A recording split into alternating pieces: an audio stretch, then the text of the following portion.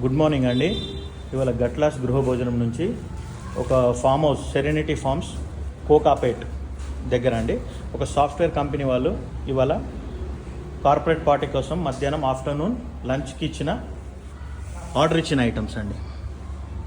దోండి kaju fry, sambar, paneer butter masala, పాలకూర పప్పు, egg masala, green salad, పుల్కా,